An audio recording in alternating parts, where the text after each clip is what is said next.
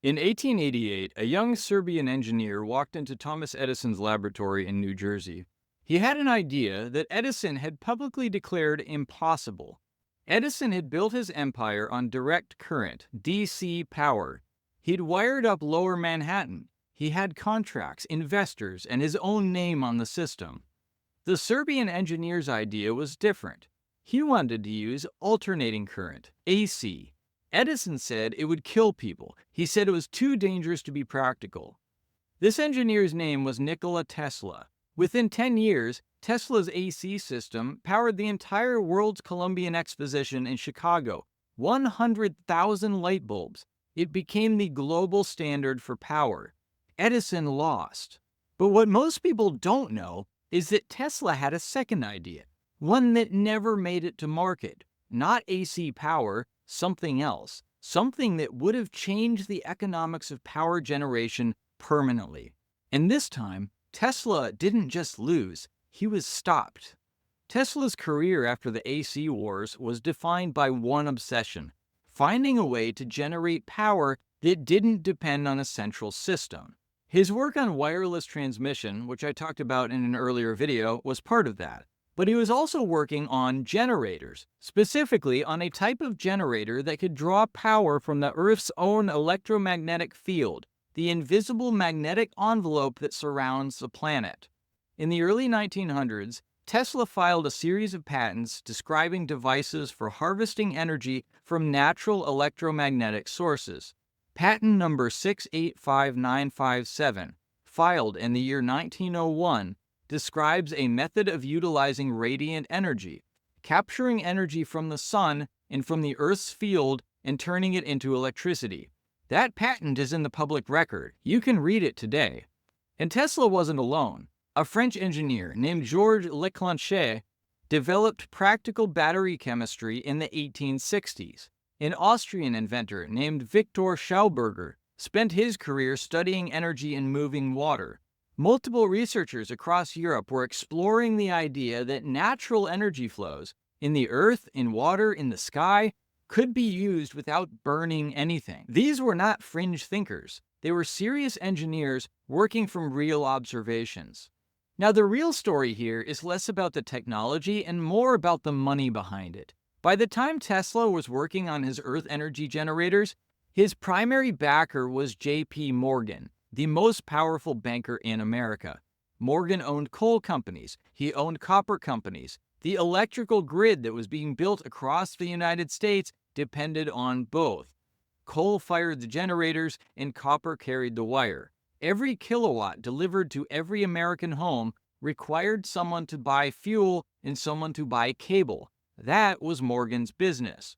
A generator that ran on ambient electromagnetic fields that could be built locally, maintained by anyone with basic skills, and never needed a fuel supply, that didn't fit the model. It was the opposite of that model. So Tesla's funding dried up in 1906. Morgan had already walked away 2 years earlier. No other major investor stepped in. Morgan's stated reason was insufficient return on investment. Tesla's system couldn't be metered. There is no way to charge people for power that they generated themselves. That's one way to look at it. But here's another. If you were JP Morgan and someone you were funding had just built a working generator that would make your coal and copper businesses obsolete, would you keep funding it? Or would you stop and make sure that nobody else could pick it up? The broader story here is about how energy choices get made. Every major energy shift in history, wood to coal, coal to oil, oil to natural gas, all of them have been driven not by the best technology, but by the most profitable technology for the people who control the money. Small-scale, distributed generation, power made locally by individuals without a central utility, has been technically possible in various forms since the early 20th century. Small wind, water, and solar were all available as technologies by the 1920s and 1930s, but they didn't get built out because the investment was going into large coal and oil systems. The U.S. Department of Energy's own historical records document how solar research funding was cut sharply in the early 1980s after a brief expansion in the late 1970s. The funding dried up, the researchers moved on, and the pattern repeats. When Morgan walked away from Tesla, he didn't just withdraw money, he closed a door. No other major capital source could fund that kind of research without his approval. That's what it meant to be J.P. Morgan in 1904. Tesla spent his remaining years applying for grants, writing letters, and slowly running out of money. He died broke. The patents are in the public record. The machine was never built at scale.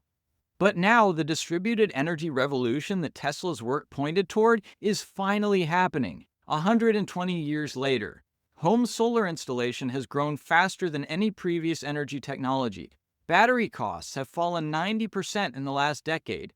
Small wind, micro hydro, and combined systems are available to any homeowner with a few $1,000s. The power grid is being decentralized. Not because the utilities want it, most are fighting it with rate rules and policy pressure, but because the technology is now cheap enough that individuals can do it anyway. Tesla's core insight, that power could be generated and stored locally without depending on a central system, is being proven every day by people putting solar panels on their roofs and batteries in their garages. The machine is different, but the principle is the same. Now here's what I find interesting. Morgan knew what Tesla was building. He had engineers. He could read a patent. He understood exactly what a locally generated, non-meterable power source would do to a grid built on coal and copper. He funded it anyway, for a while, and then he stopped.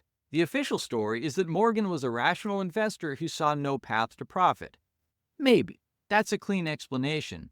But Morgan didn't just stop funding Tesla. He made sure, through his control of the capital markets, that no one else could pick it up either. Tesla spent the next 40 years unable to raise money for his Earth energy work. When Tesla died in 1943, the FBI came to his hotel room and took his papers. The government said that the materials were useful to the war effort. And maybe that's all it was. Or maybe someone, somewhere, wanted to make sure that a certain set of ideas stayed locked up a little longer. Tesla's work was not just about power. He was someone who described receiving complete solutions in a state between waking and sleep, who visualized finished inventions before touching a tool.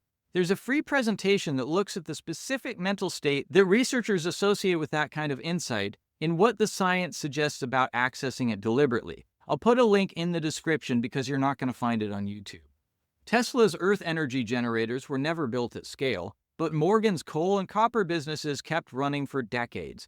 And when Tesla died, the first people through the door were government agents taking his papers. Make of that what you will.